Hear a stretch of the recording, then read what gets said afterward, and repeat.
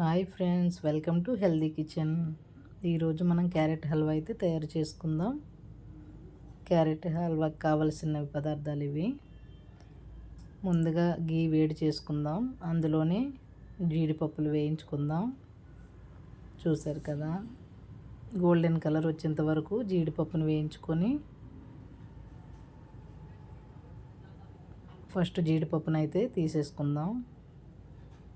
చూసారా, golden colour వచ్చింది కదా, తీసుకుందాం జీడిపప్పుని.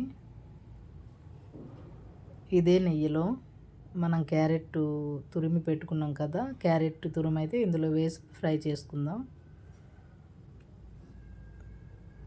ఈ క్యారెట్ తురుముని బాగా ఫ్రై చేసుకోవాలి. పచ్చివాసన పోయేంత వరకు బాగా ఫ్రై చేయండి.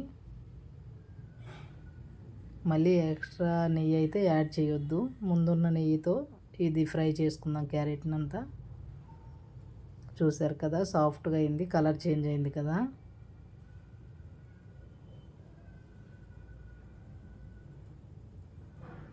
ఇలా కలుపుకుంటూ అడుగంటకుండా కలిపి వేసుకొని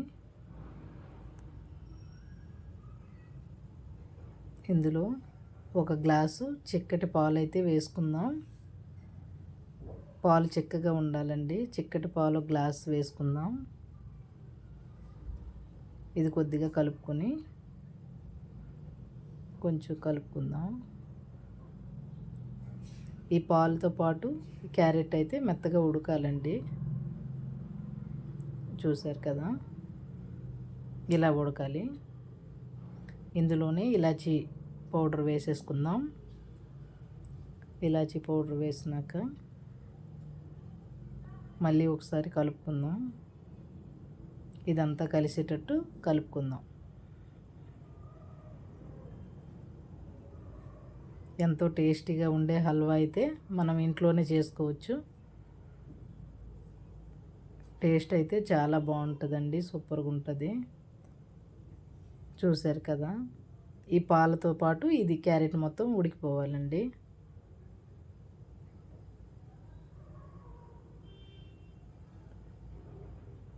ఇందులో ఇప్పుడు లాస్ట్లో షుగర్ వేసుకుంటున్నాను నేను. షుగర్ వేసుకోండి, తక్కువ వేసుకోండి. ఎక్కువ షుగర్ అయితే అవసరం లేదు, దీనికోసం కొంచెం అయితే సరిపోతుంది. మనం మిల్క్ అవి వేసుకున్నాం కాబట్టి కొంచెం షుగర్ అయితే సరిపోతుంది. ఈ మొత్తాన్ని బాగా కొంచెం కలుపుకుందాం. చూసారు కదా, దగ్గర పడింది కదా. ఇంతే అండి, ఈజీగా ఇంట్లోనే చేసుకోవచ్చు మనం. చూసారు కదా, దగ్గర పడినాక మొత్తం కలుపుకుంటూ దగ్గర పడేంత వరకు. పాలు ఉండకూడదండి, మొత్తం అందులో ఇంకిపోవాలి పాలు మొత్తం. చూసారా, ఇలా చెక్కబడింది కదా. ఇప్పుడు ఒక స్పూన్ నెయ్యి అయితే వేసుకుందాం. లాస్ట్లో ఒక స్పూన్ నెయ్యి వేసుకొని కలుపుకొని బాగా కలిసేటట్టు అటు ఇటు కలుపుకుందాం.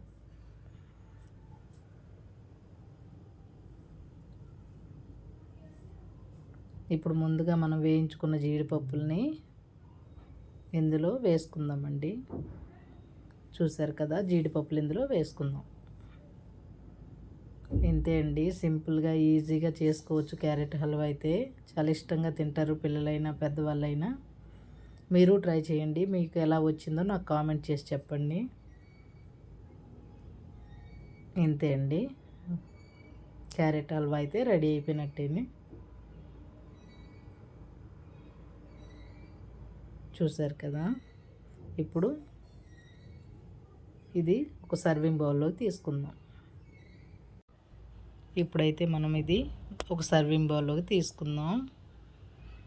పిల్లలైనా పెద్దవాళ్ళైనా ఇష్టంగా హ్యాపీగా తినేయొచ్చండి. మీకు నచ్చకపోతే మీరు బెల్లంతో కూడా చేసుకోవచ్చు. బెల్లంతో చేసుకుంటే మంచిది కదా.